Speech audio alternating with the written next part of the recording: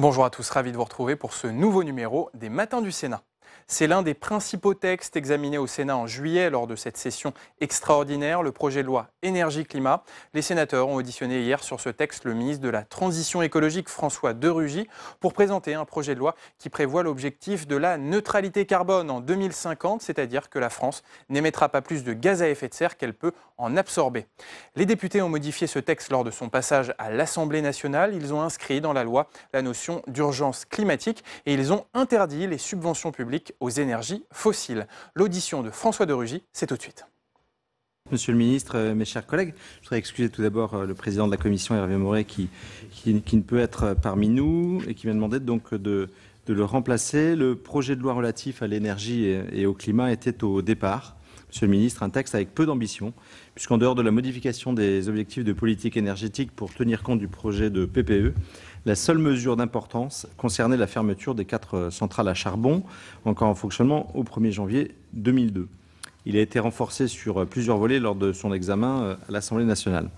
Nous le savons, la véritable programmation de la politique énergétique, qui relève de la PPE, échappe largement au débat parlementaire, alors même que les décisions qui sont prises sont décisives, déterminantes, que l'on pense aux trajectoires de réduction de la part du nucléaire dans la production d'électricité, de réduction de la consommation énergétique ou du développement des énergies renouvelables.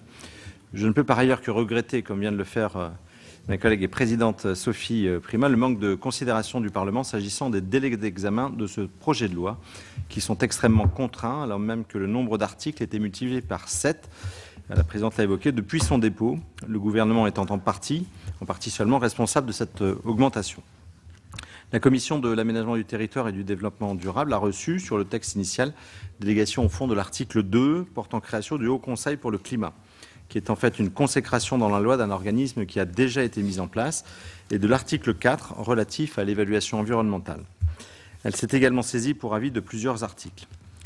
La rapporteure de notre commission, notre collègue à mes côtés, Pascal Boris, qui a, comme M. Grémier, travaillé dans l'urgence, vous interrogera tout à l'heure plus en détail sur les articles sur lesquels nous sommes saisis. Je souhaitais, à titre liminaire, vous poser 2 questions sur ce projet de loi. Voici la première. Le Haut Conseil pour le climat a publié la semaine dernière son premier rapport. Il y souligne le décalage entre les objectifs fixés par le cadre national et international et les actions concrètes mises en œuvre qui sont largement insuffisantes. Quelle suite entendez-vous donner à ce rapport? Comment comptez-vous faire en sorte d'assurer la compatibilité des lois et grands projets nationaux avec ces objectifs, tels que le préconise le Haut Conseil? En outre, comment comptez-vous améliorer l'évaluation de l'impact des différentes politiques en termes d'émissions de gaz à effet de serre? Seconde question, les élus locaux ne sont que trop peu associés à la définition et à la mise en œuvre des objectifs fixés au niveau national, alors même que les villes et les territoires ont un rôle central à jouer dans l'action climatique. Avez-vous des propositions, monsieur le ministre, pour renforcer la cohérence des actions menées aux différentes échelles? Monsieur le ministre, on va vous laisser la parole pour présenter votre projet de loi. Merci Madame la Présidente, Monsieur le Président, Mesdames, Messieurs les sénatrices et sénateurs. Merci d'être nombreux pour cette audition commune aux 2 commissions pour échanger sur le projet de loi énergie-climat. Je ne vais pas répondre particulièrement sur les questions de forme. Nous en avons déjà parlé avec Madame la Présidente. Vous savez que, en la matière d'ailleurs, c'est toujours une alchimie et complexe, et disons-le aussi, surtout une gymnastique complexe que de faire rentrer un certain nombre de textes dans un ordre du jour et ensuite d'en articuler le bon déroulé de la procédure. Donc je serai le premier satisfait, évidemment, si nous avions parfois un peu plus de temps pour, non pas forcément l'examen d'ailleurs des textes proprement dit, mais pour le travail préparatoire, en l'occurrence sur le cœur du projet et ces 8 articles que moi j'ai présentés au Conseil des ministres. Ils sont déjà connus depuis de nombreuses semaines et je crois qu'ils ont permis déjà un travail préparatoire des uns et des autres, sachant que lors de précédentes auditions, d'ailleurs, nous avions déjà évoqué ces sujets. Ce ne sont pas des sujets qui, évidemment, sortent de nulle part. Cela répond à une attente citoyenne qui est forte, je crois que sous des formes diverses. Mais nos concitoyens expriment la volonté d'avoir une action plus forte, plus rapide sur les questions écologiques en général et la question du climat en particulier. Il se trouve par ailleurs, en plus, que nous venons de vivre, et nous ne savons pas d'ailleurs si c'est totalement fini, une semaine de canicule qui est une des manifestations concrètes que l'on peut toucher du doigt du réchauffement climatique, du dérèglement climatique. Mais moi, j'ai eu souvent l'occasion de le dire, ce n'est pas la seule, bien sûr. Je n'ai pas oublié, à l'automne dernier, ce qui s'est passé dans l'Aude, par exemple, et qui rappelle que, y compris, le dérèglement climatique tue dans notre pays. Ce n'est pas simplement des dégâts, ce n'est pas simplement un inconfort, le fait d'être incommodé, mais c'est aussi des risques pour nos concitoyens. Et la semaine dernière, c'était aussi la pollution de l'air qui est un problème aggravé. La formation de l'ozone se fait directement sous l'effet de la chaleur, par exemple. Et donc, ce sont des choses que nous avons à traiter lorsqu'il y a une urgence, bien sûr, en faisant face à l'urgence, mais surtout à traiter au fond. Et c'est une des ambitions de ce projet de loi. Vous savez que ce projet de loi s'inscrit par ailleurs dans une action qui ne commence pas avec ce projet de loi, d'abord parce que la France a déjà entamé un certain nombre d'actions depuis de nombreuses années, mais par ailleurs depuis 2 ans, nous avons ce gouvernement a pris un certain nombre de dispositions, d'initiatives. Ça a commencé d'ailleurs par une loi, la loi permettant de mettre fin à l'exploration et à l'exploitation des hydrocarbures. C'est un choix fort. Je constate que tout le monde considère que c'est aujourd'hui comme un acquis simple et facile, mais moi je me souviens des débats extrêmement enflammés il y a quelques années autour de l'exploitation des gaz de schiste ou des pétroles de schiste qui, alors qu'il y avait une ressource identifiée dans notre pays, beaucoup pensaient que ce serait utile de l'exploiter, utile économiquement, et d'autres au contraire le combattaient. Un choix a été fait, qui a été fait par peu de pays d'ailleurs dans le monde, qui est de refuser, y compris d'exploiter une ressource que nous avons sous nos pieds, au nom de l'action pour le climat. Nous avons également développé un certain nombre d'aides aux citoyens, d'aides aux ménages, des aides inédites, la prime à la conversion, par exemple, pour les voitures, ou des dispositifs plus récents pour le changement de chaudière au fioul, par exemple, ou même des mesures de solidarité pour faire face aux difficultés pour payer les factures de chauffage, par exemple, avec le chèque énergie dont on a augmenté le montant ou élargi le nombre de bénéficiaires, ce qui évidemment conduit à une dépense supplémentaire importante. C'est surtout, vous l'avez dit, Madame la Présidente, d'ailleurs, la présentation de la programmation pluriannuelle de l'énergie qui a été faite à la fin de l'année dernière et qui est la stratégie française pour l'énergie. Nous en avons déjà parlé d'ailleurs ensemble. C'est vrai que on pourrait considérer que c'est un peu étrange de l'avoir présenté avant la loi, mais enfin, vous le savez par ailleurs, c'est l'application de la loi de 2015. Les grands équilibres de la loi de 2015, nous continuons à nous situer dans cette logique. Nous l'avions dit d'ailleurs, le président de la République, lorsqu'il était candidat à l'élection présidentielle, ou les députés candidats aux élections législatives pour la majorité, avaient dit que c'est dans le cadre de cette loi que nous agirions, contrairement à d'autres candidats, et c'est tout à fait respectable, qui avaient appelé à l'abrogation de cette loi. En revanche, dès le début du mandat, il a été dit que les dates et donc cet objectif de 2025 serait modifié pour une question de réalité par rapport à ce qui avait été fait, ou plutôt ce qui n'avait pas été fait dans les 5 années précédentes, en dehors de l'adoption de la loi de transition énergétique. Pour ce qui est du contenu de la loi, d'abord, premier objectif, et non des moindres, parce que quand j'entends qu'en fait, il n'y aurait rien dans cette loi que le fait de permettre l'adoption de la programmation pluriannuelle de l'énergie ou la fermeture des centrales à charbon, fixer dans la loi notre objectif concernant les émissions de gaz à effet de serre, et c'est l'objet de l'article 1er, avec la neutralité carbone comme référence. Dieu sait si là aussi ça a fait l'objet de polémiques totalement infondées et inutiles, c'est le cas malheureusement de beaucoup de polémiques, qui sur la définition de ce qu'est la neutralité carbone, où certains ont même osé plus prétendre que c'était une baisse d'ambition, alors que tout le monde sait que c'est une ambition plus forte par rapport à ce qui était dans la loi de 2015, qui disait diviser les émissions de gaz à effet de serre par 4 d'ici 2050 par rapport à l'année de référence de 1990.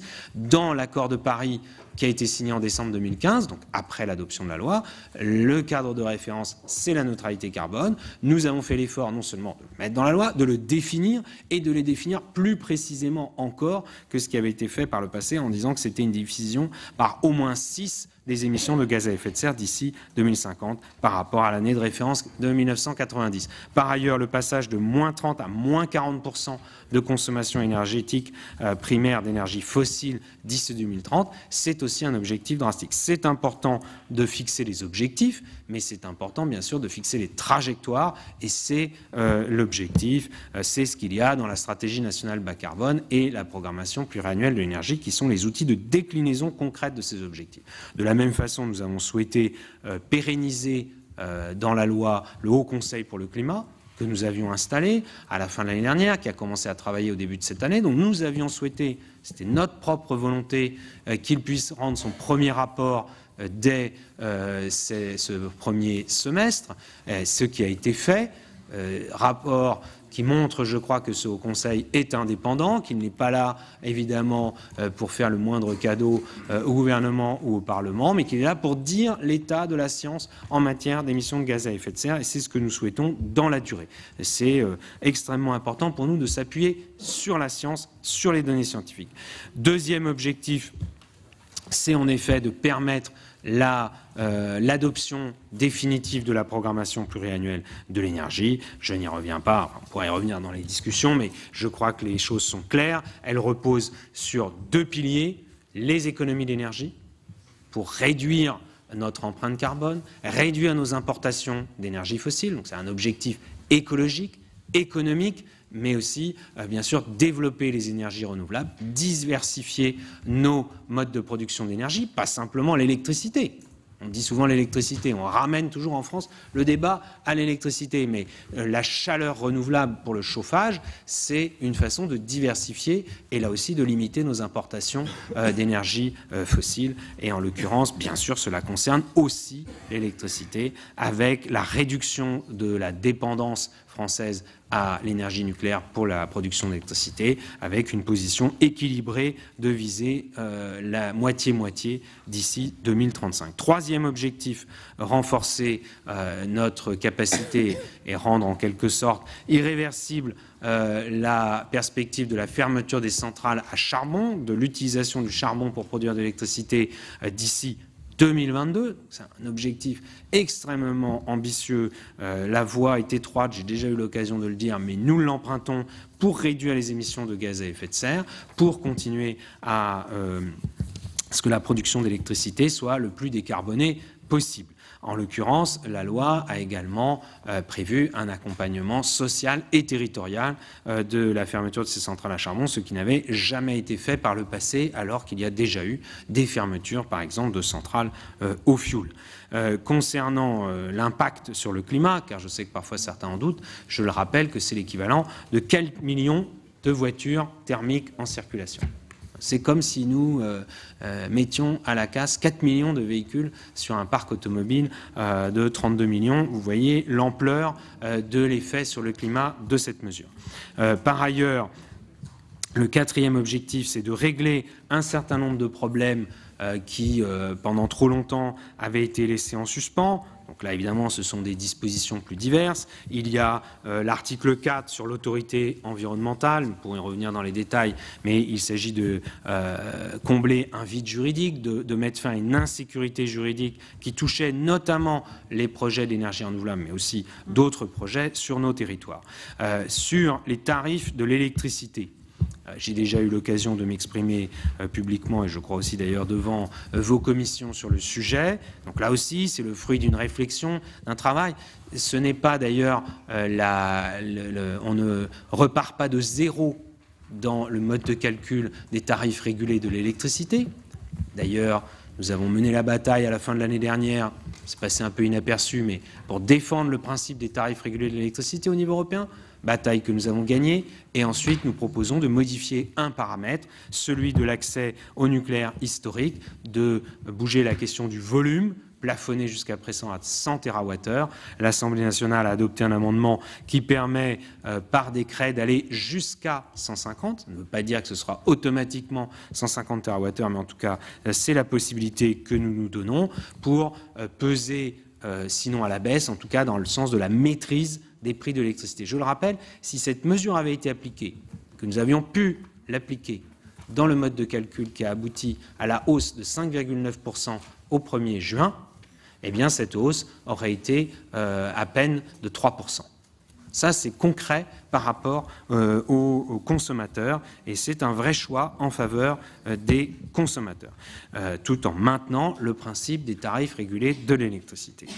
Sur les tarifs du gaz, vous le savez, le Parlement a déjà délibéré, a déjà voté des dispositions dans le cadre de la loi Pacte. Malheureusement, ces dispositions ont été considérées comme des cavaliers législatifs par le Conseil constitutionnel et nous proposons simplement de les réintroduire. Et par ailleurs, il est tout à fait logique de parler aussi des tarifs du gaz dans cette loi énergie-climat. Nous avons également proposé des dispositifs pour lutter contre les fraudes aux certificats d'économie d'énergie, un sujet qui est souvent revenu. Je crois que beaucoup de parlementaires, d'ailleurs, ont fait remonter la préoccupation au niveau national sur ces questions. Nous avons mis en place un certain nombre de dispositions.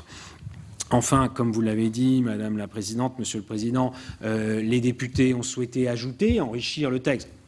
On peut évidemment souligner que cela fait un nombre un peu exponentiel d'articles. Évidemment, comme vous le savez, dans la réalité du texte, c'est beaucoup d'articles additionnels qui souvent sont même d'ailleurs rédactionnels pour une part et pour d'autres sont des articles de précision. Mais il y a des dispositions importantes qui ont été ajoutées à l'Assemblée nationale. D'où le pouvoir législatif du Parlement s'exerce ainsi par voie d'amendement, avec un travail important qui a été fait d'ailleurs pour beaucoup de dispositions conjointement avec le gouvernement et avec d'ailleurs des députés de la majorité comme de l'opposition. Sur la question de la rénovation énergétique des logements, la lutte contre les passoires thermiques, c'était une volonté forte exprimée par la majorité de l'Assemblée nationale, mais partagée, je crois, par des députés de plusieurs groupes d'opposition, avec un dispositif qui, sur 3 phases, nous pourrons y revenir en réponse à des questions. Une première phase d'information et d'incitation d'ici 2023, une phase d'obligation de travaux à partir de 2023, avec à partir de 2028, dans une 3e phase, une phase plus contraignante sur l'application de cette obligation de travaux concernant les passoires thermiques, dont je rappelle donc, les logements qui sont classés F et G et qui représentent 7 millions de logements en France, à peu près la moitié en locatif et la moitié avec des propriétaires occupants, sachant que par ailleurs un certain nombre de dispositions sur l'information lors de la location ou de la vente de logements, l'obligation d'informer sur la facture de chauffage et pas simplement la facture énergétique et pas simplement la consommation moyenne indiquée dans le diagnostic de performance énergétique, puis ensuite l'obligation de réaliser un audit énergétique qui permettra d'évaluer les travaux de rénovation et leur montant, et puis également l'intégration au décret dit décret d'essence de la notion de passoire énergétique sur là vraiment des logements qui sont extrêmement énergivores, qui dépassent largement les classes F et G, environ 200 000 qui peuvent être assimilés à des logements insalubres ou indignes et qui donc pourront être traités dans ce cadre, sachant que les dispositions plus contraignantes sur l'application de cette obligation de travaux pourront être intégré dans une loi que les députés ont souhaité inscrire dans la loi la volonté que tous les 5 ans, il y ait une loi une forme de loi de programmation sur l'énergie. Je crois que c'est une préoccupation d'ailleurs partagée par la majorité, ou la quasi-totalité d'ailleurs du Sénat, et donc cela a été également ajouté. Nous avons souhaité également introduire un article qui crée les conditions d'avoir une vraie filière hydrogène dans notre pays, avec des mécanismes de soutien rendus possibles par la loi, et cela a été intégré aussi par voie d'amendement. Voilà les quelques éléments de contenu sur ce projet de loi énergie-climat. Encore une fois, je suis à votre disposition pour répondre à des questions plus précises Et surtout, je salue, Madame la Présidente, ce que vous avez indiqué sur la volonté d'aboutir à un bon compromis dans une commission mixte paritaire. Et cette volonté est partagée par le gouvernement, évidemment, comme d'habitude, dans la mesure où cela ne conduirait pas à dénaturer le texte, mais bien à l'enrichir, ce que je crois nous pouvons partager ensemble. Et sur le calendrier, je crois tout de même qu'entre le 17-18 juillet et le 25 juillet, il y a plus qu'une journée. Et donc, si cela est possible, nous le souhaitons, mais bien sûr, nous sommes ouverts à travailler ensemble sur la meilleure façon d'y arriver dans cette session extraordinaire ou dans la suivante. Merci. Très bien, Monsieur le Ministre. Il y a en effet plus d'une journée, mais il y a les services du Sénat qui doivent écrire le texte qui sortira de nos débats. Et ensuite, je crois qu'il y a un week-end. Et je crois que cela fait 24 heures. Donc, alors bien sûr, on travaille le week-end, mais bon, admettez que c'est ça. Et je voudrais juste vous dire, Monsieur le Ministre, que loin de moi la pensée de dire qu'à l'Assemblée nationale, il n'est pas question de légiférer et de laisser libre champ, évidemment, à la capacité d'amendement et d'enrichissement de l'Assemblée nationale. Je dis simplement que nous aurions aimé avoir les mêmes capacités et que dans les délais qui nous sont impartis, c'est plus compliqué. Je vais laisser la parole à notre rapporteur Daniel Gremillet, ensuite Pascal Boris. Merci, Madame la Présidente, Monsieur le Président, Monsieur le Ministre, mes chers collègues. Effectivement, je partage ce que vient de dire à l'instant notre présidente. Faire des auditions dans un contexte aussi compliqué que celui-ci, avec un texte, vous l'avez rappelé, Monsieur le Ministre, à 8 articles, et qui s'est terminé vendredi à plus de 56 articles. J'aurais souhaité effectivement que le Sénat puisse, je pense que ma collègue le dira aussi, avoir cette capacité, comme vous l'avez dit, d'enrichir et d'aller dans ce sens aussi stratégique qu'est le sujet de l'énergie et du climat. Et d'ailleurs, nous n'avons pas attendu, Monsieur le Ministre, pour nous rencontrer avec les rapporteurs de l'Assemblée nationale, préalablement même à l'examen en commission. Je crois que c'était important parce que nous sommes animés de cette volonté stratégique.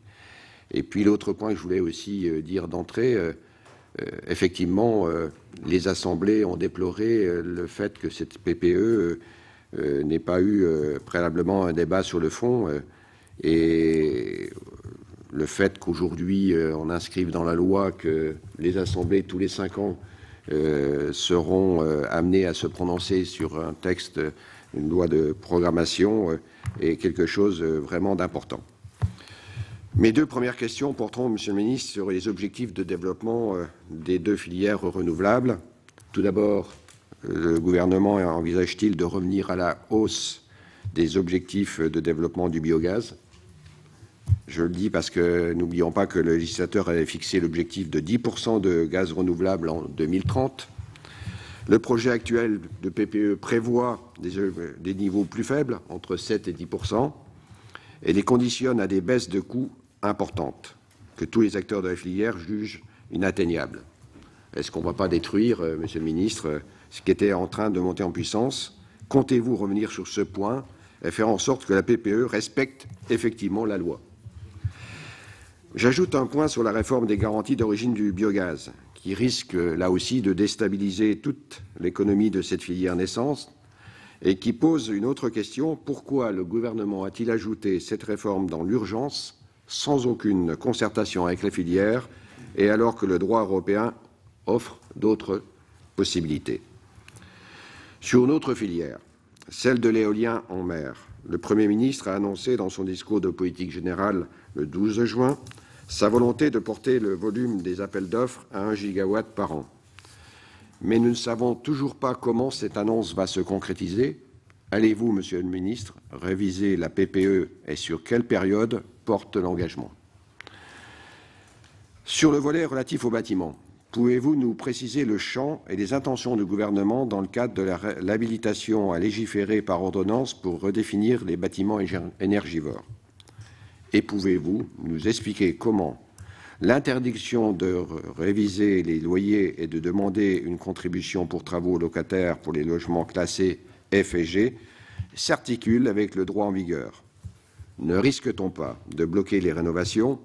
Le rapport du député Nogal, comme celui de l'IGF, comme celui du CGEDD, préconisait d'accompagner et d'assouplir, notamment en prenant l'exemple allemand, d'une augmentation jusqu'à 11% du loyer en cas de rénovation énergétique. Qu'en pensez-vous?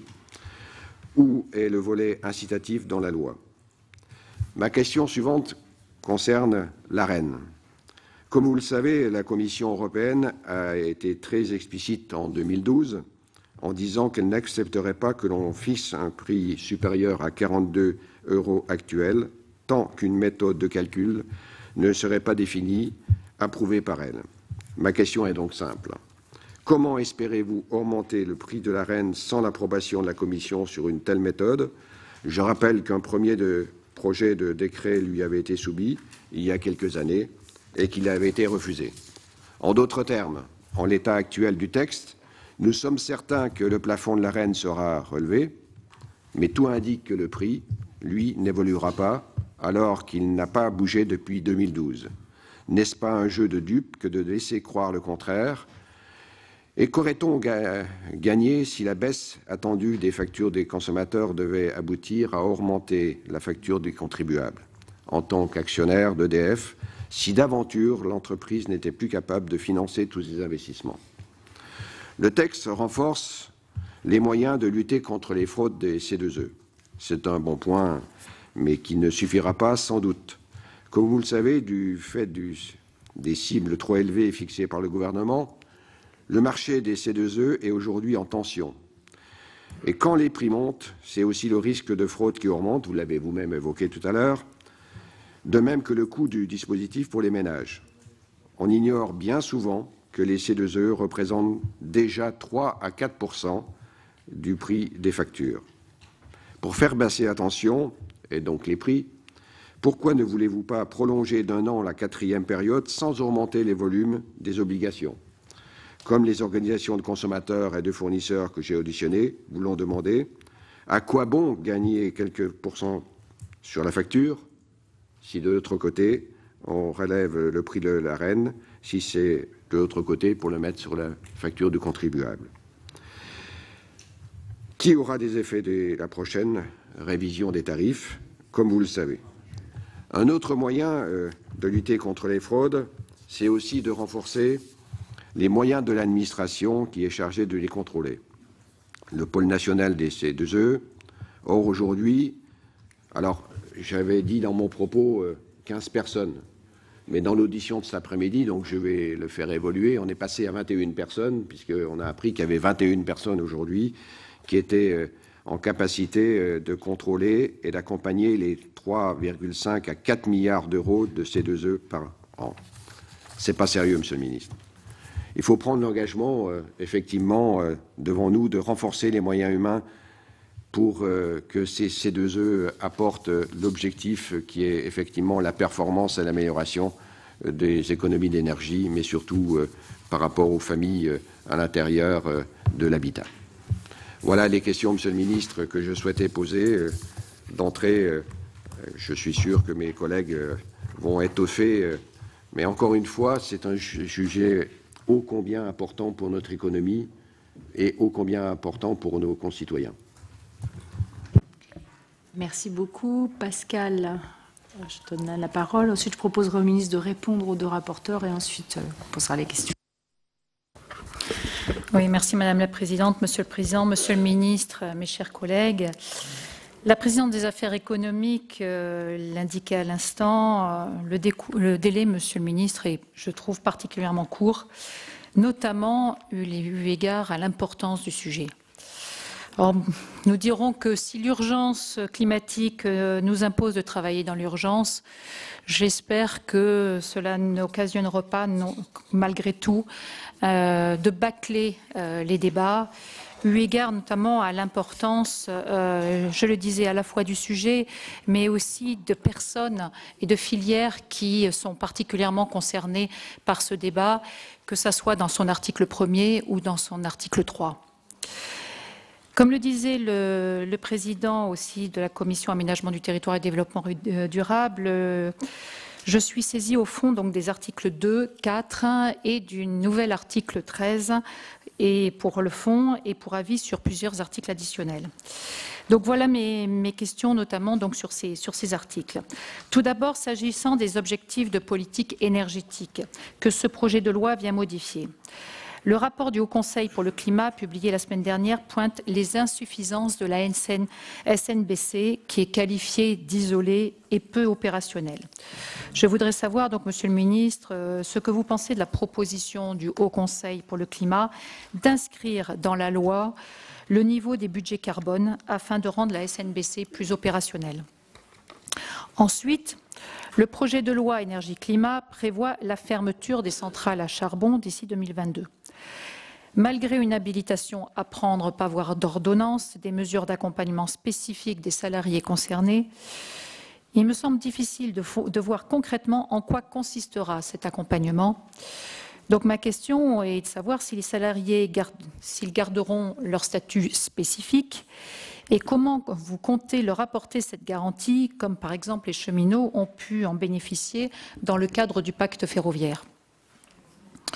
Par ailleurs, j'aimerais savoir ce que deviendront les sites industriels concernés.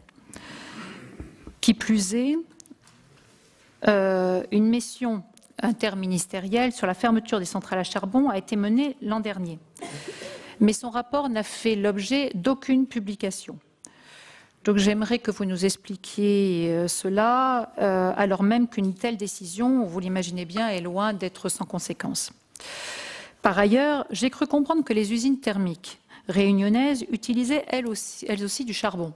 Je sais que ça a été évoqué dans la commission de l'Assemblée nationale et leur mix énergétique comprend aujourd'hui 38% de charbon. Or, la question de l'outre-mer n'apparaît pas dans ces textes. J'aimerais que vous apportiez effectivement à cette audition des réponses à ce sujet-là et ce qui est prévu par la suite. D'une manière plus générale, n'y a-t-il pas un problème d'anticipation de la fermeture de ces centrales, car 2 ans et demi est un délai court. On revient sur l'urgence du débat dans cet hémicycle, on revient sur l'urgence de la décision, d'autant plus que EDF a investi récemment plus de 3 millions d'euros pour dépolluer ces sites sur un horizon de fonctionnement jusqu'en prévu un petit peu plus long, je crois au moins 2025, et donc la décision leur incombe assez brutalement. Donc ma question aussi, donc plus généralement, est ne faudrait-il pas en tirer les leçons pour le personnel, pour les mesures d'accompagnement, ne faudrait-il pas en tirer aussi les leçons s'agissant de la fermeture des 14 réacteurs nucléaires dont le calendrier est précisé dans le projet de la PPE? Je n'ai rien vu à ce sujet-là aussi. Donc plus précisément, anticiper la reconversion des personnels dans la filière nucléaire et développer aussi la filière du département de démantèlement qui souffre déjà, je peux le constater dans mon département du Gard, qui souffre déjà d'un manque de personnel qualifié important, ne serait-ce que par manque d'attrait de la profession aujourd'hui. Sur l'article 2 concernant le Haut Conseil pour le climat, le Conseil d'État a souligné dans son avis le fait qu'il s'ajoute à plusieurs organismes consultatifs ayant une vocation voisine dans le secteur de la transition écologique. Aussi, si cette création est justifiée, à raison par une volonté de créer un organisme indépendant capable de donner un avis sur la politique du gouvernement, les moyens qui lui sont accordés ne sont pas comparables à ceux du Comité pour le changement climatique, par exemple du Royaume-Uni. Donc ma question, Monsieur le Ministre, le Haut Climat pour le Conseil aura-t-il les moyens de devenir le point de référence en matière climatique? Concernant l'article 4 maintenant, qui permet de désigner les préfets comme autorités compétentes pour examiner au cas par cas si les sujets d'aménagement doivent faire l'objet d'une évaluation environnementale. Dans son avis, le Conseil d'État indique qu'il est possible de confier l'examen au cas par cas des projets à une autorité autre que l'autorité environnementale. Toutefois, il précise que dans ce cas, cette autorité doit bénéficier d'une autonomie fonctionnelle par rapport à l'autorité compétente pour autoriser un projet ou en assurer la maîtrise d'ouvrage. Quid, dans ce cas, des projets sur lesquels le préfet procédera à la fois à l'examen au cas par cas et à l'autorisation des projets? N'aurait-il pas été possible de confier l'ensemble de l'examen des projets au cas par cas à l'autorité environnementale en accroissant l'appui que les DREAL apporte aux missions régionales d'autorité environnementale. L'Assemblée nationale a complété semaine dernière cet article pour assurer la validité des plans de prévention des risques technologiques qui seraient contestés. Serait-il opportun de procéder à une telle sécurisation aussi pour d'autres plans ou d'autres programmes? Enfin, Monsieur le ministre, de nombreux débats, tant à l'Assemblée nationale qu'au Sénat, ont mis en évidence l'inquiétude des élus et de la population face à un développement parfois anarchique des éoliennes sur nos territoires. Si le développement des énergies renouvelables est une priorité, il ne doit pas se faire n'importe comment. Et se pose la question de l'acceptabilité de telles installations par la population. Ne conviendrait-il pas de mieux penser le maillage territorial des éoliennes, notamment, ou des ENR à venir, et donc mieux encadrer aussi le développement de ces projets?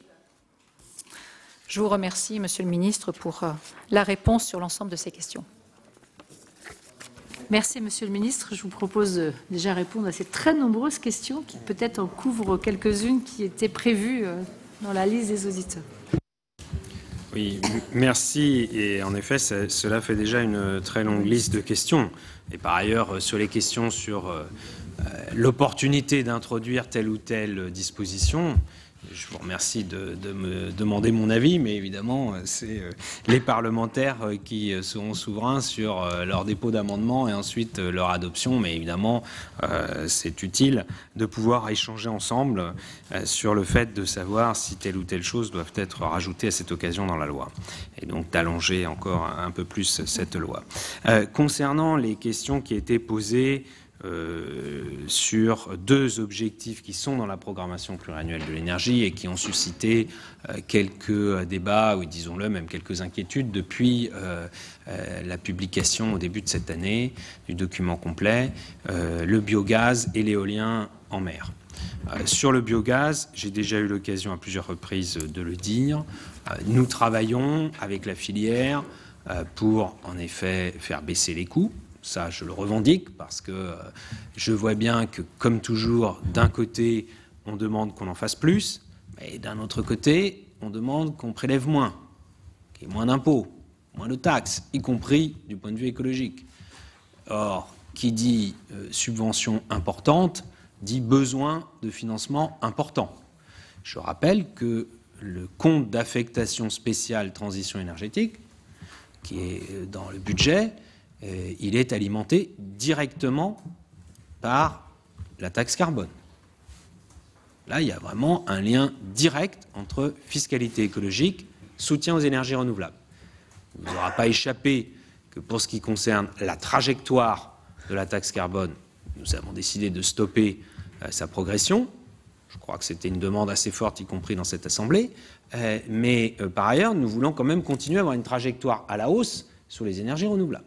Donc nous faisons tout, je crois que c'est de la bonne gestion par ailleurs, pour que ce développement des énergies renouvelables se fasse autant que possible sans subvention. Que plus on avance, plus on a des technologies qui sont matures, comme on dit parfois, moins elles aient besoin de subventions. Il faut être clair, sur le biogaz, aujourd'hui, on est sur un coût de production à la sortie des méthaniseurs qui est 4 à 5 fois le prix du gaz importé, du gaz fossile importé. Alors il n'y a pas 36 solutions. Soit on compense la différence par des subventions, soit on surtaxe le gaz importé. Je crois que quelqu'un a dit un jour il faudrait une taxe carbone à 200 € la tonne pour égaliser le coût du gaz renouvelable issu des méthaniseurs et le coût du gaz importé. On est à 45,5 € la tonne sur la fiscalité carbone aujourd'hui. Je n'ai pas entendu grand monde porter la revendication, même avec une trajectoire, d'arriver à 200 € la tonne. Donc on sait qu'il y a une part d'effort à la fois de technologie et de compétitivité et puis de subventions. Bon, la filière nous dit l'effort qui a été demandé est trop important, on ne peut pas y arriver. Moi, j'entends cela et je plaide pour que on rehausse un peu notre objectif et donc les subventions qui vont avec. J'espère être soutenu largement dans les deux assemblées d'ailleurs au moment des discussions budgétaires pour que l'abondement au compte d'affectation spéciale transition énergétique soit augmenté. Car parfois, je vous le dis, c'est un peu un problème. Je l'ai dit à l'Assemblée nationale. Parfois les mêmes trouvent qu'il y a trop de budget, trop de subventions aux énergies renouvelables, le dénoncent auprès de leurs concitoyens et leur disent voilà le problème dans le budget, c'est qu'on subventionne trop les énergies renouvelables, et ensuite ils viennent nous demander qu'on fasse plus de biogaz. À l'Assemblée nationale, il y a eu des amendements pour porter non seulement de 1% à 10% en 10 ans, mais qu'ensuite dans les 5 ans qui suivent, on passe de 10 à 20. C'est-à-dire que là, la pente d'un seul coup, elle est certes droite, mais elle est encore plus rude. Donc il faut tout de même que nous ayons en tête évidemment les questions à la fois d'ambition sur les énergies renouvelables et de réalisme budgétaire qui va avec. Sur l'éolien en mer, nous faisons le même raisonnement pour que cette filière qui là est naissante. Il n'y a même pas encore un parc éolien en mer qui produit de l'électricité, il n'y en a même pas encore un qui soit sorti de mer. Nous faisons tout pour que ce soit le cas, et évidemment ensuite pour baisser les prix. Et d'ailleurs l'appel d'offres de Dunkerque est plutôt prometteur de ce point de vue, mais on verra s'il se reproduit sur d'autres appels d'offres. Il y a l'éolien flottant qui peut venir compléter, pas se substituer, compléter. Et il faudra à ce moment-là en effet voir comment on décline l'objectif d'1 gigawatt par an, qui est un objectif ambitieux, mais ce sera évidemment précisé dans les semaines qui viennent. C'est un rehaussement de l'objectif, de fait. Je le dis clairement. Il y a la question de à partir de quelle année et ensuite comment ça se décline dans le temps. Sur le volet relatif au bâtiment, nous pourrons y revenir dans la discussion, mais je crois vraiment que c'est un objectif pragmatique pour être plus efficace dans la lutte contre les passoires énergétiques et avoir des règles plus claires sur la définition de ce qu'est une passoire énergétique, que les différents modes de calcul n'aient pas d'effet pervers sur le fait de retirer artificiellement des logements des classes F et G. Sur les rénovations, vous avez fait référence à différents rapports. Moi, je ne saurais trop conseiller qu'on s'en inspire, mais comme vous le savez, les débats à l'Assemblée nationale l'ont montré. Évidemment, il y a toujours un arbitrage entre l'ambition dans les objectifs et la capacité à la mise en œuvre, y compris par la contrainte, dans la réalisation. C'est le débat politique par essence d'ailleurs. Quel degré de contrainte on est prêt à s'imposer à nous-mêmes? C'est le propre de la démocratie que de le définir. Concernant l'Arenh, là, je ne partage pas tout à fait votre raisonnement, car en l'occurrence, pour nous, il est très clair que la Commission européenne ne nous reprochera pas d'augmenter le volume, plutôt l'inverse. Elle nous aurait plutôt reproché de ne pas le faire. Et après, notre priorité, moi je le dis, parce que là aussi, on ne peut pas avoir des dizaines de questions d'actualité dans les séances à l'Assemblée nationale ou au Sénat, des centaines d'articles, des prises de position depuis les associations de consommateurs jusqu'à l'autorité de la concurrence, dont ce n'est pas l'attribution, mais qui s'en est saisie. Tous les partis politiques, naturellement, ont un avis sur les tarifs de l'électricité, tous pour dire que l'augmentation était trop élevée. Et ensuite, lorsque nous travaillons à avoir un effort sur les prix, on nous dit ah ben non, c'est pas bien parce que on va pas arriver tout à fait à couvrir les coûts, donc il faudrait augmenter le prix de l'Arenh. Moi j'entends ce que dit EDF, c'est une revendication d'EDF. L'augmentation du prix de l'Arenh, qui au passage vient montrer que les discours sur le nucléaire pas cher trouvent leurs limites dans la réalité. Eh bien, ça fait partie des discussions. Moi, je l'ai dit, je ne ferme pas du tout la porte à cela. Le gouvernement mènera la négociation avec la Commission européenne. Nous considérons d'ailleurs que l'effort sur le volume est déjà quelque chose qui facilitera cette négociation, mais nous aurons en tête le tarif final pour le consommateur. Sinon, ce n'est pas cohérent à un moment donné. Mais je suis d'accord avec vous sur le discours de vérité. Mais je ne vous cache pas que je me sens souvent un peu seul quand il s'agit de tenir un discours de vérité, notamment sur ces sujets sensibles des prix, comme celui des taxes, par exemple. Sur le marché des certificats d'économie d'énergie, en l'occurrence, nous considérons qu'on peut prolonger d'1 an sans augmenter l'obligation. Si on faisait une prolongation d'1 an sans augmenter l'obligation, ça amènerait à baisser l'effort d'1 tiers.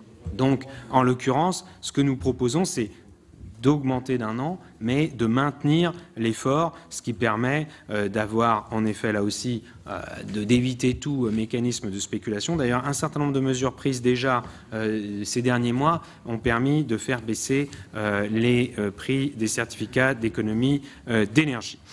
Sur le renforcement des contrôles, oui, nous sommes en train de le faire. Je vous le dis d'ailleurs parce qu'à l'Assemblée nationale, certains voulaient faire voter un amendement qui aurait dit, en gros, comment se feraient les contrôles, où, à quelle heure et et dans quels endroits, c'est sûr que si on fait ça, on n'aura pas d'efficacité. Alors, en la matière, il faut quand même qu'on puisse surprendre un peu les fraudeurs. Sur ce qu'a dit Madame la rapporteure, sur les différents points. D'abord, sur l'inscription dans la loi des budgets carbone, c'est le cas. En l'occurrence, les budgets carbone de la stratégie nationale bas carbone, c'est l'article 1 bis A qui introduit bien les budgets carbone dans la loi de programmation. Donc, cette demande est satisfaite. Moi, j'en profite pour le dire qu'au-delà des objectifs, et c'est important de les fixer clairement, comme ça ils sont connus par tout le monde, ce qui est encore plus important quand même, c'est d'introduire dans la loi des mécanismes qui permettent de les atteindre.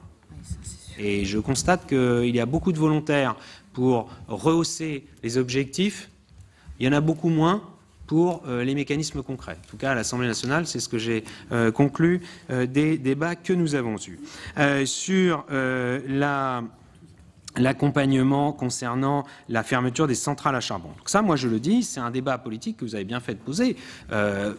Peu nombreux osent le dire ouvertement, mais certains trouvent que l'objectif de les fermer en 2022, c'est trop tôt et qu'il vaudrait mieux repousser. Vous savez qu'il y a même une demande de moratoire qui est portée par un certain nombre d'organisations syndicales, dont l'organisation syndicale majoritaire, et tant à EDF que sur les autres sites, et que nous avons refusé cela.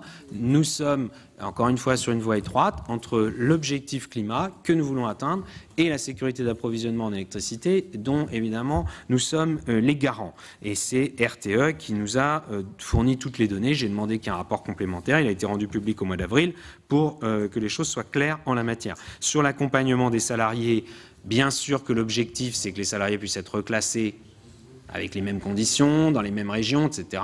C'est le propre de tous les plans de reconversion et tous les plans d'accompagnement. Au sein d'EDF, je crois que c'est relativement faisable, compte tenu de la taille du groupe EDF. Pour les 2 sites de Saint-Avold et Gardanne qui appartiennent au groupe Uniper, la situation est un peu plus complexe, donc c'est un travail avec les entreprises. Évidemment, c'est l'objectif. Après, vous le savez, il y a des salariés qui peuvent profiter de cette occasion pour une reconversion professionnelle, pour aussi travailler dans une autre industrie, et ce ne sera pas forcément le même statut, mais ce pourrait être aussi intéressant pour eux. Concernant l'avenir des sites industriels, 4 sites, 4 situations différentes, nous les traitons avec les élus locaux prioritairement et évidemment sur chacun des sites il y a des opportunités différentes, il y a des choses à travailler différentes. C'est sûr que là aussi, soit il y a une démarche facilitatrice, je ne parle pas tellement des élus locaux, mais plus des syndicats ou pas. Concernant l'outre-mer, vous avez raison de soulever le sujet. Nous avons déjà une politique de sortie également, non seulement du charbon, mais du fioul lourd, y compris aussi en Corse, et par ailleurs au travers des programmations pluriannuelles de l'énergie spécifiques à chaque territoire d'outre-mer et le développement des énergies renouvelables en relais. Et on est en train d'y travailler territoire par territoire. Sur le Haut Conseil pour le climat, je crois qu'il a déjà été doté de façon importante et nous avons déjà dit avec le Premier ministre que nous étions prêts à augmenter les moyens en cas de besoin en lien avec la présidente actuelle de ce Haut Conseil pour le climat. Concernant l'autorité environnementale, si on veut confier tous les projets concernés, ça fait plus de 3700 projets. Ça veut dire qu'on va noyer les autorités environnementales, en plus sous une myriade de petits projets qui ne le méritent pas. Et vous savez comme moi qu'une des techniques pour rendre inefficiente une autorité, c'est de la noyer sous les saisines. Donc nous faisons un travail qui est celui de prévoir une procédure de tri. On considère qu'il y en a à peu près 10% qui sont plus importantes, qui nécessitent une étude d'impact sur lesquelles l'autorité environnementale se prononcera. Il ne faut pas se tromper, les préfets, ce n'est pas parce qu'in fine, c'est eux qui signent au nom de l'État une autorisation en application d'une procédure qu'ils sont porteurs du projet. Évidemment, chaque fois que l'État sera porteur d'un projet, ce sera l'autorité environnementale. Mais tous les projets privés sur lesquels il y a une demande, ce n'est pas l'État qui est porteur de projet. Même les projets des collectivités locales. Je tiens à le dire, parfois il y a une confusion parce qu'on signe un arrêté, mais c'est pas, il y a une différence entre celui qui porte le projet et celui qui l'autorise. Et on pourra y revenir si vous le souhaitez, sur les plans de prévention des risques technologiques également, mais c'était une disposition plutôt de facilitation et de régularisation. Quant à ce que vous avez dit sur l'éolien, je ne doute pas que nous aurons le débat en séance. Je crois qu'il faut là aussi se parler franchement et parler franchement aux Français. On ne peut pas d'un côté dire qu'on veut développer les énergies renouvelables, notamment l'éolien, qui est une technologie mature, dont le coût de production baisse, qui se rapproche du prix de marché pour la production d'électricité, comme le solaire photovoltaïque de grande surface, et d'un autre côté, mettre des règles supplémentaires qui viendraient à freiner son développement. Bien sûr, sur le territoire mieux répartir, j'en suis le premier partisan. Je le dis aux élus des régions concernées. Le grand quart sud-ouest français, c'est un grand vide en matière d'éolien terrestre. Et je l'ai dit notamment aux présidents de régions concernées qu'ils ne croient pas qu'en faisant de l'éolien en mer, ils sont dispensés de faire de l'éolien terrestre. Il faut faire les deux. Il faut le faire à peu près partout. Nous ne sommes pas dans un développement anarchique. Il y a énormément de règles. Les projets sont d'ailleurs très longs à sortir car on croise les différents critères, à commencer par celui d'éloignement des habitations. Et donc la carte de France des possibilités d'éolien, elle est déjà assez réduite. Après, territoire par territoire, on pourra évidemment toujours discuter de comment améliorer l'acceptabilité des projets. Il y a aussi des questions éoliennes plus grandes et plus puissantes et moins nombreuses, mais évidemment plus hautes, donc plus visibles. Voilà, ça fait partie des débats qu'il doit y avoir et nationalement et sur les territoires pour atteindre nos objectifs de production d'énergie renouvelable qui sont, comme l'a dit monsieur le rapporteur au départ, un enjeu économique, une filière économique, filière industrielle, un enjeu énergétique bien sûr, un enjeu écologique, zéro émission de CO2, zéro déchets évidemment, et par ailleurs un enjeu citoyen, comme ça a été dit. Tout cela se fait avec les citoyens. Merci Monsieur le Ministre. Nous allons donner la parole à nos collègues. Je vous propose qu'on alterne un commissaire de la Commission des affaires économiques et un commissaire de la Commission du développement durable. Donc la parole est à Anne Chain-Larché. Merci Madame la Présidente. Mon sentiment est qu'il faut baisser les impôts. Je cite le Premier ministre, et cela date d'il y a seulement quelques semaines. Au premier abord, on ne peut que saluer cet éclair de lucidité, même tardif. Mais malheureusement, on peut aussi douter de sa sincérité, car certains membres de la majorité parlementaire fourmillent déjà de nouvelles idées de taxes contre une nouvelle cible, les propriétaires de biens immobiliers. Il y a quelques jours, le rapporteur à l'Assemblée nationale, M. Anthony Sellier, membre du groupe La République En Marche, avait ainsi proposé une mise sous séquestre de 5% du produit de la vente d'un bien immobilier pour financer la rénovation énergétique du logement concerné. Vous-même, Monsieur le Ministre, après avoir publiquement soutenu ce dispositif, vous êtes revenu sur vos propos face à la colère des professionnels de l'immobilier. Le gouvernement semblerait donc avoir abandonné cette voie. Malgré cela, la version du texte votée par l'Assemblée nationale laisse la porte ouverte à des sanctions à partir de 2028, sans bien sûr préciser ce qu'il en sera.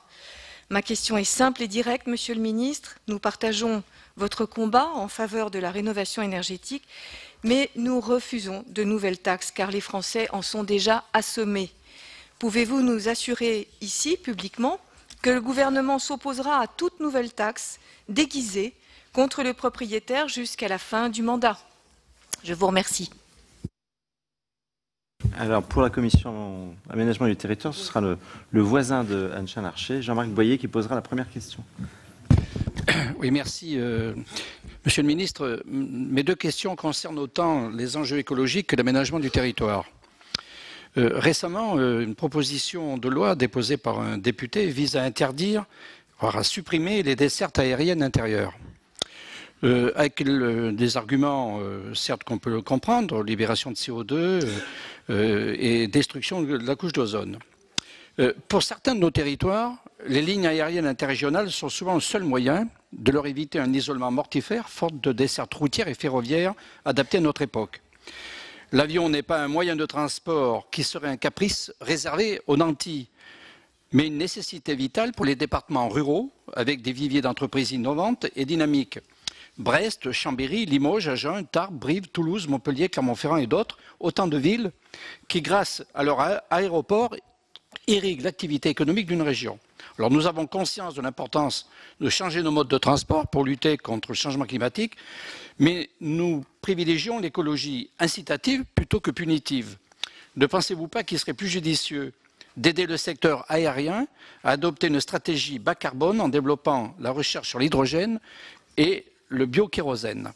Et surtout, on va m'avancer l'argument du train, bien entendu, mais qui, à mon sens, ne semble pas pour l'instant une meilleure solution. Je prendrai pour exemple le train Paris-Clermont, qui a mis exactement 12 heures pour relier Paris à Clermont-Ferrand ce week-end, en laissant des passagers hagards sous une chaleur étouffante en race campagne. Quelle solution pour éviter ce genre de situation désastreuse, Monsieur le Ministre? Et juste pour terminer, je n'ai pas pour longtemps, 93 parlementaires, dont je fais partie, avaient signé une tribune concernant les dessertes aériennes intérieures. Et nous avons eu une multitude de réponses extrêmement agressives. Je lis 93 parlementaires de l'ancien monde, celui où l'on défend, alors qu'une canicule approche, le mode de transport le plus nocif pour le climat. Retenez leur nom, conservez ce texte. Un jour, il y aura des procès pour inaction climatique. À titre personnel, je n'accepte pas du tout ce terrorisme écologique. Merci. Je vais donner la parole à Jean-Pierre Moga, mais avant, mes chers collègues, comme nous avons de très nombreuses demandes de parole, je vais vous demander vraiment de faire au maximum 2 minutes. Merci Jean-Pierre, à toi. Merci Madame la Présidente. Monsieur le Ministre, mes chers collègues, vous l'avez dit Monsieur le Ministre, nous venons de connaître une semaine où la température a atteint des niveaux records et de ce fait la vente des climatiseurs aussi. Il en sera de même chaque fois que nous aurons un pic de température, nous aurons aussi les climatiseurs qui seront vendus en quantité innombrables. Et il faut savoir qu'un climatiseur s'y procure une sensation de rafraîchissement et il le fait dans un espace réduit, il produit plus de chaleur qu'il produit de froid. On peut estimer dans certains quartiers que les climatiseurs sont responsables d'une augmentation de la température pouvant aller jusqu'à 2 degrés. Quand on a des températures comme dans la plupart de nos régions la semaine dernière qui sont de 40 degrés, voire un peu plus, 2 degrés de plus, c'est considérable. Alors, Monsieur le Ministre, vous avez su prendre un certain nombre de mesures pour limiter le nombre de voitures diesel, par exemple. Que pensez-vous mettre en œuvre pour arrêter la prolifération de ces appareils et inciter nos concitoyens, les aider à aller vers des solutions plus vertueuses et moins pénalisante pour le climat. Alors moi aussi, je suis comme ma collègue, je n'aime pas les taxes. Mais si vous augmentiez les climatiseurs pour reverser cette augmentation sur un fonds d'aide qui irait vers la rénovation et l'isolation des logements dits passoires, je vous soutiendrai. La parole est à Laurent Duplomb. 2 minutes maximum. Merci Madame la Présidente. Monsieur le Ministre, je voudrais revenir sur 4 interrogations. Très rapidement. La première, pourquoi avoir diminué de moitié les aides au changement des fenêtres alors que vous voulez lutter contre les passoires thermiques? C'est ce que vous avez fait dans le projet de loi de finances l'année dernière, en passant de 30% à 15% pour 16 000 € de travaux.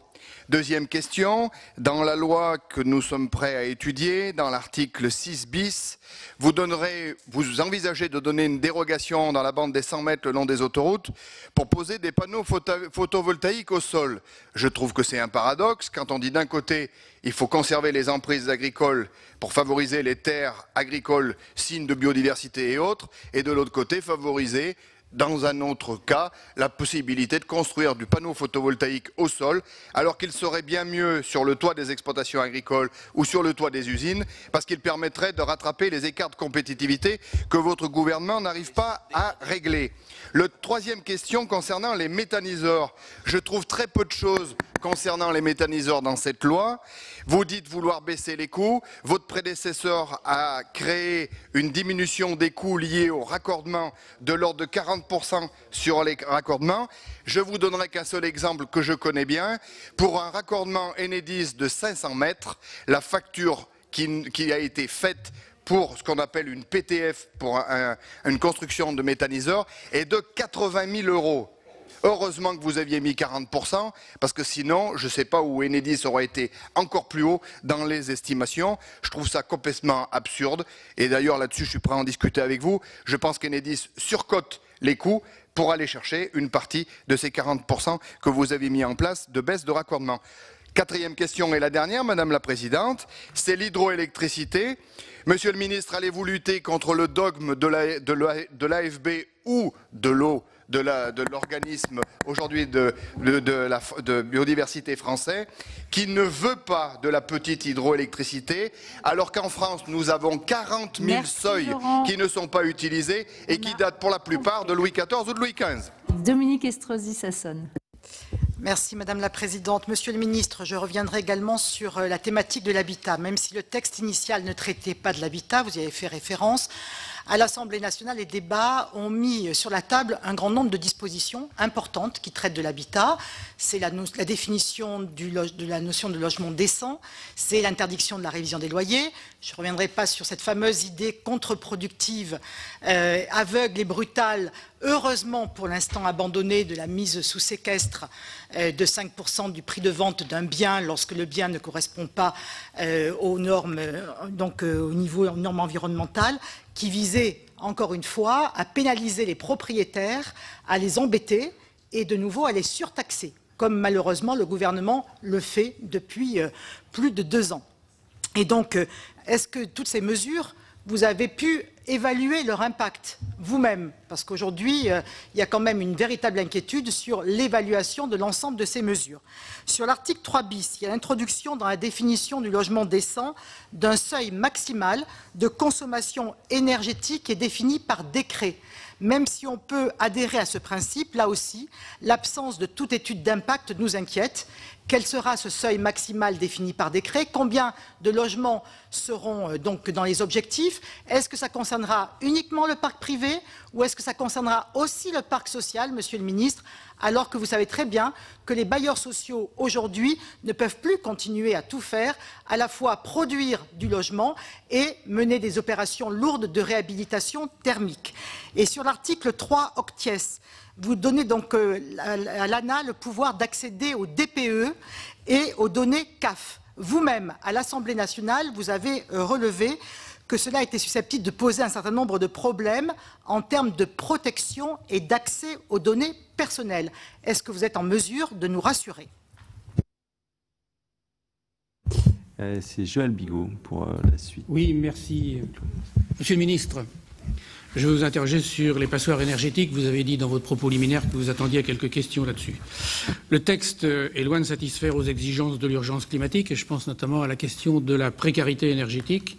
Quand on sait le volume, la quantité d'énergie qu'il faut pour chauffer des logements, je pense qu'il y a un levier sur lequel on peut éviter le gaspillage. On est encore loin de la transition pour l'économie verte qui prévoyait de rénover 7 millions de passoires d'ici 2025. On a pris beaucoup de retard. Je rappelle qu'un pays comme la Suède, par exemple, a mis 20 ans à rénover complètement son parc de logements. Le service public de l'amélioration de la performance énergétique et de l'habitat est là justement pour accompagner les ménages vers des solutions financières et techniques adaptées aux besoins de travaux et de rénovation. Ma question, n'est-il pas temps de mettre les bouchées doubles et où en êtes-vous? Deuxième question, par ailleurs, vous le savez, le SPPEH propose une information fiable, indépendante aux consommateurs. À l'heure actuelle, de nombreux acteurs indélicats sont sur le marché et proposent de rénover des logements. Ça induit des actes parfois de grivellerie. Manifestement, ce service n'a pas encore trouvé sa place et induit un scepticisme chez les consommateurs, chez les concitoyens, au risque de compromettre l'opération. Donc je pense qu'il y a urgence à intervenir rapidement. Avec les indices de sous-consommation ou de surconsommation qu'on peut constater chez les particuliers, on pourrait dresser une cartographie précise et un tableau de bord qui permettent de suivre efficacement la rénovation énergétique. Ma question, quelles mesures comptez-vous prendre pour clarifier et les procédures et les financements? Je vous remercie. Merci beaucoup. La parole est à Serge Babary. Merci Madame la Présidente. Monsieur le Ministre, simplement et rapidement. Pardon Serge, je voudrais vraiment vous demander de raccourcir vos questions. Pardon Serge, non, ça ne t'adresse pas spécialement à toi, mais voilà, vous savez que tout le monde est pris par des dispositions ce soir. Il y a encore 10 prises de parole. Donc si vous voulez que le ministre réponde le plus rapidement possible, mais quand même, voilà, je vous demande de raccourcir à 1 minute si c'est possible. Merci. Pardon Serge. Madame la Présidente, je confirme donc la brièveté de mon intervention. Monsieur le Ministre, simplement, je vais y revenir parce qu'il me semble que c'est un sujet d'importance. Il s'agit de l'énergie renouvelable et plus particulièrement de l'éolien. Et en particulier d'un sujet que vous connaissez bien, c'est l'acceptation sociale des projets. Pourquoi y revenir? Parce que les éléments mis en avant pour y répondre, la plupart du temps, c'est de se targuer du fait que l'intérêt général doit primer sur les intérêts particuliers. Or, il se trouve que parfois l'intérêt général pour certains territoires, c'est la préservation des paysages comme capital touristique très précieux. Et donc je pense qu'il faut considérer les procédures à mettre en œuvre en considérant comme intérêt général parfois la préservation des paysages. Très bien, Marie-Noëlle Lienemann. Oui, d'abord, plus structurellement sur cette loi, moi je crois qu'on ne réussira pas la transition énergétique et donc le débat énergie-climat si on n'adosse pas ces politiques à des politiques de recherche et à des politiques industrielles. Parce que les Français sont prêts à faire des efforts, mais à la condition que ça crée du développement économique et que ça permette le développement de filières nationales. Or, ces filières, elles ne tomberont pas du ciel s'il n'y a pas une volonté publique de les accompagner ou de les soutenir. Je ne vais pas revenir sur Alstom ou des choses comme ça, mais s'il n'y a pas de filière énergétique, s'il n'y a pas de recherche dans les nouvelles technologies et qu'on ne maîtrise pas au niveau national qu'un élément pour notre développement, on peut toujours demander des taxes supplémentaires, des grandes promesses en 2050 et autres, ça ne marchera pas. Il n'y aura pas d'adhésion collective parce que les efforts ne seront pas compensés par des avantages. Deuxièmement, sur ce sujet-là, il faut que l'État soit exemplaire. Or, là, on n'a que des dispositifs, mais on n'a nulle part des engagements publics en termes d'investissement public. Combien on va mettre sur le fret ferroviaire? Combien on va mettre pour que les bâtiments publics puissent être financés? Combien on met pour que la flotte publique de tous les véhicules publics en France soit non polluants et n'utilise pas des carburants fossiles? Ça, ce serait des choses qui parlent et qui seraient de nature à ensuite expliquer qu'évidemment, chacun doit aussi faire des efforts. Donc pour moi, je pense que la crédibilité de l'écologie, qui n'est ni populaire ni porteuse de création d'emplois de façon claire, apparaît comme étant négative et des crispations généralisées, ce qui est tout à fait négatif pour atteindre les objectifs. Le deuxième sujet, c'est le logement. Beaucoup de choses ont déjà été dites. On n'a aucune étude d'impact. Et moi, je vous le dis, ce qui est en matière de logement ne marchera pas. Parce que justement, là où il y a besoin, c'est justement d'avoir des outils financiers. On enlève toutes les passoires thermiques sociales qui sont exonérées. Et par ailleurs, on n'impose rien, par exemple, aux bâtiments, fut-il un peu anciens, quand ils coûtent 9 000 à 10 000 euros du mètre carré, où là, les gens ont les moyens d'investir pour améliorer leur patrimoine. Donc je pense que sur le logement, il faut complètement revoir la copie. Merci Marine. Éric Gold. Merci Monsieur le Président, Monsieur le Ministre. Moi, je voudrais revenir sur la rénovation des logements énergivores. La réhabilitation de ces logements occupés souvent par un grand nombre de ménages fragiles, voire précaires, a du mal à décoller. Alors il y a plusieurs freins qui sont identifiés. D'abord le coût des travaux importants, bien sûr, qui reste à la charge des ménages. Mais un autre frein qui me semble aussi très important, c'est le labyrinthe administratif des subventions. Trouver des fonds pour rénover sa maison relève souvent du parcours du combattant pour un néophyte, parce qu'il est très difficile de décrypter l'ensemble des dispositifs existants.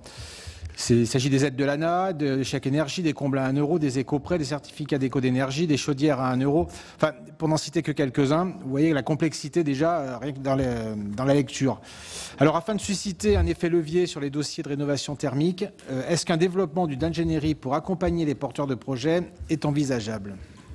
Le dernier intervenant, mais seulement pour notre commission, sera Guillaume Gontard. Merci Monsieur le Président, Monsieur le Ministre. Vous l'avez rappelé, face à l'urgence climatique, il y a une urgence à agir et surtout de diminuer nos consommations d'énergie. Et ça a été rappelé, nous sommes très en retard en matière de qualité thermique des bâtiments. Et pourtant, dans ce texte, je ne vois aucun objectif clair, rien sur les constructions neuves. On parle encore de RT 2012, de RT 2020, alors qu'on devrait fixer un vrai objectif de construction passive ou même positive. Nous savons déjà le faire. Toujours pas de véritable obligation pour les propriétaires de passoires thermiques, ça a été aussi rappelé avec les bâtiments classés F et G, et pas d'objectif de qualité. Est-ce qu'on veut aller vers le E et être à minima? Et je rappellerai à mes collègues que la vraie taxe, elle est pour les locataires de ces bâtiments-là, en termes de coûts thermiques. Et puis, je voudrais souligner des incohérences. On a des plateformes de rénovation thermique sur les territoires qui ont été mis en place grâce notamment souvent au plan TEPOS ou TEPCV, qui aujourd'hui ne sont plus financés, ne trouvent plus de financement et ne savent pas comment perdurer. C'était pourtant une réponse sur la complexité administrative qui a été rappelée par mon collègue Gold, donc savoir ce qu'il en serait. Également sur la loi Elan et la situation des bailleurs sociaux qui sont nombreux à renoncer à des programmes de rénovation. Et donc pensez-vous que l'on puisse mettre en œuvre la transition énergétique sur les territoires sans moyens financiers supplémentaires? Merci. Et nous finirons en apothéose par Marc Denis. Si on regarde historiquement, la France a eu dans certains domaines une avance technologique considérable, je pense au solaire, et qui s'est traduite après par un creux, faute d'investissement qui soit à la hauteur et de promotion, et après nous nous retrouvons en déficit dans ces domaines-là.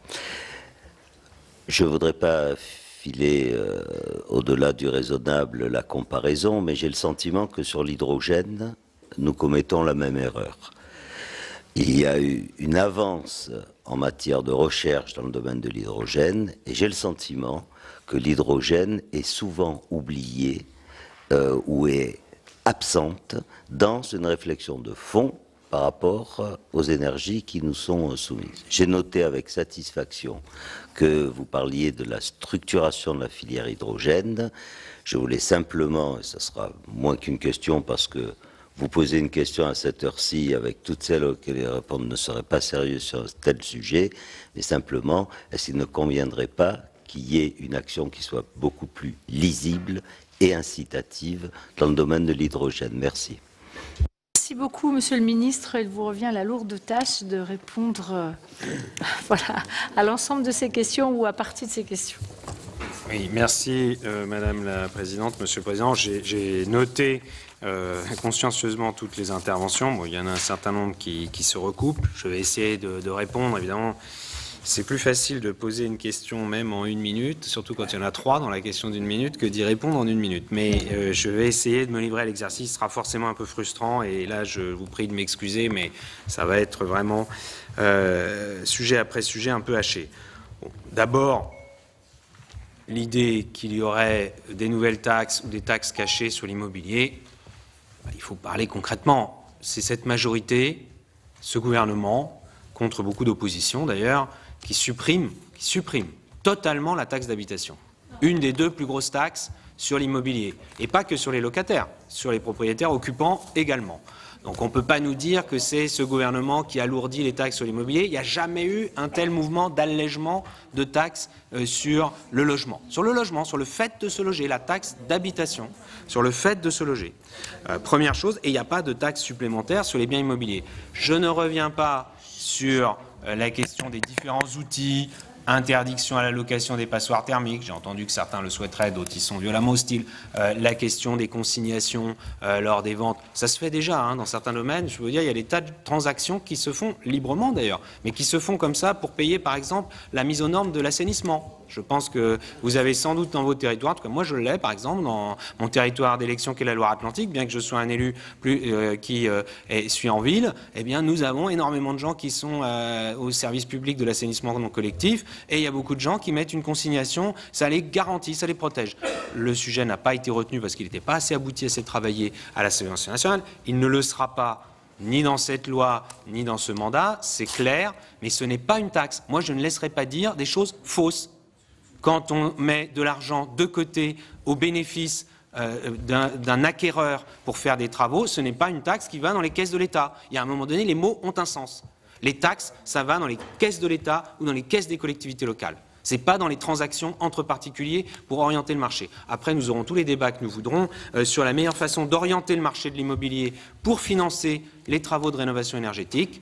Nous n'en avons pas fini avec ces débats. Il y a autant de situations qu'il y a de types de logements, pas autant que de Français, mais presque, mais en tout cas autant de situations, propriétaires occupants, propriétaires bailleurs, privés, social, etc. Je ne vous fais pas le tableau, vous le connaissez tous aussi bien que moi. Donc ça, là-dessus, c'est clair. Sur la question qui a été proposée de la suppression des lignes aériennes intérieures, ça ne fait pas partie de la politique de notre gouvernement. Il y a des députés d'opposition à l'Assemblée nationale qui ont soutenu cela, peut-être aussi au Sénat, je n'en sais rien.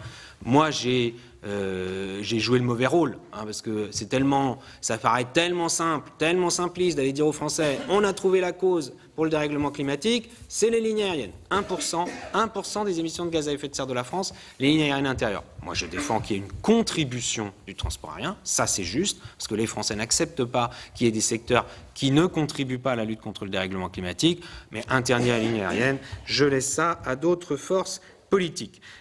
Quant au procès pour inaction climatique, puisque quelqu'un a dit que ça risquait de lui arriver, bienvenue au club, puisque moi je suis déjà en procès pour inaction climatique. Là aussi, les mots ont un sens, mais voilà, il y a des associations qui déposent des procès, qui disent on va traduire l'État en procès, puis c'est concret, il y a des avocats qui travaillent, etc. Inaction climatique. Alors on peut dire on fait plus ou moins inaction climatique. Il faut que les choses, là aussi, il faut que les mots gardent un sens, sinon on ne peut plus débattre. Mais c'est comme ça, donc on va voir si ça prospère. Mais enfin, en attendant, ça aura fait parler dans les médias. Sur les climatiseurs. Bon, alors, contre les taxes, sauf sur les climatiseurs. Blague à part, oui, c'est un sujet. Vous avez parfaitement raison de le dire. Je l'ai dit aussi. Et on m'a dit, vous voulez pas que les Français soient protégés contre la canicule dans les transports en commun? Je dis si, mais il faut trouver le bon équilibre. Voilà. Bon, ça passera sans doute pas par une taxe, mais en revanche, sur des normes, moi j'assume, oui, si on veut des climatiseurs efficaces, faut sans doute mettre des normes. Vous savez qu'en Inde, si on avait des climatiseurs efficaces en Inde, l'Inde atteindrait ses objectifs de réduction des émissions de gaz à effet de serre. Je ne dis pas qu'en France, on va avoir autant de climatiseurs qu'en Inde, mais ça va augmenter au fur et à mesure, bien sûr, que les périodes de canicule ou de forte chaleur se multiplient et se prolongent. La fermeture des centrales à charbon. Moi, je le dis clairement, on essaye de chercher des réductions de gaz à effet de serre partout. Dans la production d'électricité en France, on est déjà très décarboné. Il y a beaucoup de gens qui ne veulent pas le reconnaître. Mais c'est une réalité et c'est une force par rapport à d'autres pays, notamment voisins, mais partout dans le monde. C'est une difficulté, la présidente du Haut Conseil pour le climat l'a dit, c'est-à-dire que nous, ça nous oblige à jouer pour réduire les gaz à effet de serre sur des choses qui touchent directement au comportement des Français. En gros, pour simplifier, en dehors de l'industrie, qui est un vrai sujet, mais le logement, les transports. Et la voiture, disons-le, parce que dans les transports, c'est la voiture qui est la principale source de gaz à effet de serre. Donc c'est ce qui touche à nos comportements. À la fois c'est une force, l'électricité décarbonée, mais on ne peut pas faire comme nos voisins qui disent on peut fermer massivement des centrales à charbon, on aura baissé nos gaz à effet de serre. Mais sur la part qu'on a, on le fait, et je pense que ça contribue aussi à être crédible en Europe pour dire aux autres de le faire. Et les Allemands, enfin, ont adopté un plan de sortie du charbon et il faut souhaiter que les Polonais et d'autres fassent de même. Concernant les centrales à gaz, non, on ne remplace pas les centrales à charbon par les centrales à gaz. Je peux vous dire, à Saint-Avold, les salariés, je les comprends, aimeraient bien. Il y a déjà 2 tranches gaz, ils disent mais pourquoi vous ne remplacez pas la tranche charbon, vous fermez par une tranche gaz supplémentaire? Je leur ai dit non, notre politique c'est pas d'augmenter, même par le gaz, l'émission de gaz à effet de serre. Il n'y en aura qu'une, moi je suis transparent, sur le territoire métropolitain, c'est en Bretagne. Si le projet va au bout, parce qu'il y a plein de recours contre, il y a des gens pour la Bretagne, je le dis au passage, je crois que j'ai vu quelques sénateurs bretons, mais on pourrait dire pour l'ouest de la France, il y a des gens qui sont contre l'ouverture de la centrale EPR de Flamanville, qui veulent qu'on la ferme avant même que le chantier soit fini. Ils sont pour la fermeture de la centrale à charbon de Cordemais, ils trouvent qu'on ne va pas assez vite, ils me soupçonnent de ne pas vouloir le faire, je le fais dans mon propre département d'élection, et ils sont contre la centrale à gaz de Landivisiau. Je ne sais pas comment ils organisent la sécurité d'approvisionnement en électricité de la Bretagne, ce n'est pas leur problème. Le jour où il y a des gens qui seront dans le noir, ils diront que c'est de la faute du gouvernement. J'ai l'habitude. Sur les centrales nucléaires, attendre l'avis de l'autorité de sûreté du nucléaire, non. Parce que si on fait ça, on se met en faiblesse, justement. Sachant que l'autorité de sûreté du nucléaire ne prendra jamais la décision de fermer. Elle donnera un avis par rapport à la sécurité, par rapport aux investissements à faire. Regardez ce qui se passe d'ailleurs sur le PR de Flamanville. Elle ne dit pas, elle dit, vous ne pouvez pas l'ouvrir dans ces conditions-là, il faut faire des travaux. Si on fait les travaux, elle pourra ouvrir. Sur l'hydroélectricité, bon, il y a eu beaucoup de questions sur l'hydroélectricité. On y reviendra sans aucun doute en séance.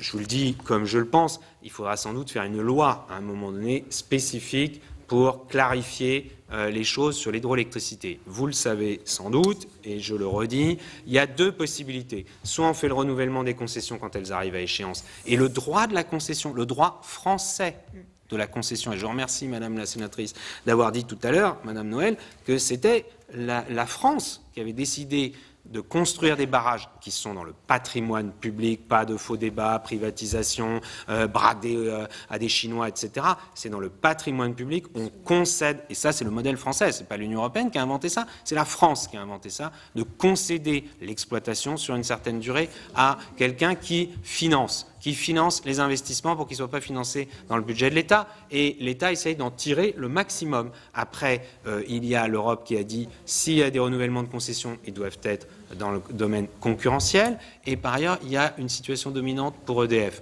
Mais il y a d'autres acteurs, je le rappelle. Parce que quand j'entends certains, on a l'impression qu'aujourd'hui, les barrages, ils sont dans un établissement public. Je ne sais pas, il doit y avoir France Barrage qui possède tous les barrages et on voudrait tous les donner au privé. C'est l'inverse. Ils sont concédés à des sociétés qui ont tout un statut privé. EDF, je rappelle, c'est une société anonyme cotée en bourse. Il y a l'HM et il y a la CNR. Et puis il y a encore d'autres barrages qui, eux, parfois sont possédés par des exploitants privés. Et il y a l'autre possibilité, l'Union européenne ne nous impose pas une technique. Il y a l'autre possibilité qui est d'avoir une société 100% publique, à nous de voir le statut d'ailleurs, 100% publique, qui, elle, pourrait gérer ad vitam aeternam des barrages sans renouvellement concurrentiel des concessions. Mais c'est une différence, car EDF n'est pas une société 100% publique et il faudrait que l'activité soit séparée des autres activités électriques. Donc il n'y a pas de sujet dans cette loi, mais nous aurons l'occasion d'y revenir dans les mois qui viennent, dans le cadre des réorganisations d'EDF. Donc, Madame Noël, je pense que j'ai répondu sur l'hydroélectricité. Madame Tocqueville, sur, oui, la transformation du CITE en prime est quelque chose que nous allons réaliser en 2 fois, en 2020 et 2021, pour que les ménages puissent avoir l'argent au moment où ils font les travaux et non pas 1 an et demi après, comme c'est le cas avec le crédit d'impôt. Monsieur Fouché, sur l'adaptation au changement climatique, oui, le rapport de Roland Dantec et Jean-Yves Roux, que j'ai reçu d'ailleurs personnellement, est extrêmement important et montre qu'il y a énormément de travail à faire pour s'adapter. C'est pas hors de portée, mais il y a beaucoup à faire. Sur la fermeture des centrales nucléaires, bon, je pense que nous aurons le débat sur la programmation pluriannuelle de l'énergie. Nous considérons que c'est une politique équilibrée. Alors, il y a des gens qui nous accusent de vous faire, à travers ça, j'ai entendu le mot d'ailleurs, la sortie du nucléaire. Il y en a d'autres, au contraire, qui nous accusent de ne pas faire la sortie du nucléaire. Bon, nous revendiquons une position équilibrée où le nucléaire garde une place prépondérante, 50% d'ici 2035. Pour la production d'électricité et le reste avec d'autres filières. Madame Estrosi-Sassone, je pense avoir répondu sur les dispositions introduites à l'Assemblée, d'autres tirées concernant l'habitat. Pour les bailleurs sociaux, je rappelle tout de même que nous avons aujourd'hui, ce sont les bailleurs sociaux qui font le plus pour la rénovation des logements. Ce n'est pas chez les bailleurs sociaux qui reste le plus de passoires thermiques. Et ils avaient prévu 3 milliards d'euros d'investissement avec une ligne de crédit de la Caisse des dépôts. On l'a augmenté à 4 milliards parce qu'il y avait plus de besoins. Donc heureusement, il y a dans ce domaine des progrès au bénéfice des locataires, comme ça a été dit, car c'est au bénéfice des locataires au-delà d'être au bénéfice de la planète. Monsieur Bigot, je crois que c'est un peu la même chose sur les logements. On y reviendra sur le service public de l'efficacité énergétique parce que là, il y a un vrai travail à faire avec les collectivités locales dans la mesure où ce qui a été voté en 2015 n'est toujours pas effectif. Monsieur Babary, concernant l'éolien, bon, intérêt général versus intérêt particulier, oui, c'est le débat récurrent sur plein de sujets, plein de sujets, et nous y reviendrons, mais je partage la préoccupation de travailler à une plus grande acceptabilité, ce qui ne se fait jamais tout seul et ce qui n'enlèvera jamais un certain nombre d'oppositions localisées naturellement. Il faut trouver le bon équilibre. Monsieur Chevrolier, sur crédit d'impôt et primes, je crois que j'ai répondu. Sur le nucléaire, sortie précipitée, je crois que j'ai répondu. Sur la recherche, je rappelle on a un organisme de recherche, le CEA, commissariat à l'énergie atomique et aux énergies alternatives, donc qui traite l'ensemble des sujets. Par exemple, c'est lui qui est extrêmement offensif sur l'hydrogène. je tiens à le dire, et qui a de fait développé les programmes de recherche sur le reste. Monsieur Tissot, sur l'hydroélectricité, je pense avoir répondu. Sur la réforme du code minier, oui, on pourra en reparler, ce n'est pas l'objet de cette loi, mais moi j'ai été mandaté par le Conseil de défense écologique pour conduire une réforme du code minier. Les sujets que vous avez évoqués, on pourra les traiter dans ce cadre-là d'ici la fin de l'année. Sur le photovoltaïque, c'est l'occasion en effet de dire que pour nous les choses sont claires. Le développement de la production d'électricité par le photovoltaïque au sol ne doit pas se faire au détriment ni des espaces agricoles ni des espaces naturels sensibles. Donc de fait, ça limite. Il faut être clair. Et il y a des endroits où moi je suis amené à refuser des projets, alors qu'il y a des porteurs de projets soutenus par des collectivités locales, etc. Mais il y a un moment donné, il faut garder le bon équilibre. En revanche, sur les bords d'autoroute, là on parle des talus qui sont sur les bords d'autoroute. Ça, si on n'est pas capable de le faire, là à un moment donné, on ne fera pas grand-chose. Et c'est pour avoir, vous le savez bien, vous avez de la souplesse, vous avez des stations d'autoroute, etc. Enfin, il faut quand même... Sinon, c'est ce qu'a dit quelqu'un, on met tellement de normes qu'on ne fait rien. Concernant ce qu'a dit Madame Filleul sur les projets énergie fossile à l'étranger, j'ai eu l'occasion de m'exprimer là-dessus à l'Assemblée nationale. Nous sommes concrets. Moi, je n'accepte pas qu'on mette dans le même sac le charbon, le fioul et le gaz. Il y a des pays...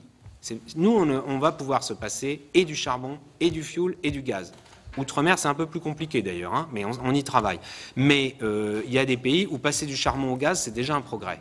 S'il y a des entreprises françaises qui travaillent sur ces investissements et qu'elles font l'objet d'une garantie à l'export, moi je pense que on ne doit pas le condamner. Mais c'est un choix. S'il y a des gens qui veulent dire on supprime tout, bon, après, il ne faut pas non plus aller pleurer sur Belfort, parce qu'à Belfort, justement, ils fabriquent des turbines à gaz. Donc à un moment donné, il faut quand même que chacun assume devant l'ensemble des citoyens. Les relais dans les collectivités locales, oui, évidemment qu'on va travailler là, dans le cadre des discussions que nous avons avec les associations d'élus, sur les meilleures contractualisations. Après, comme vous le savez, il n'y a pas de trésor caché. Donc il n'y a pas tout d'un coup de l'argent qui sortirait de nulle part. Il y avait un débat sur la trajectoire de la taxe carbone. C'est moi qui avais ouvert ce débat.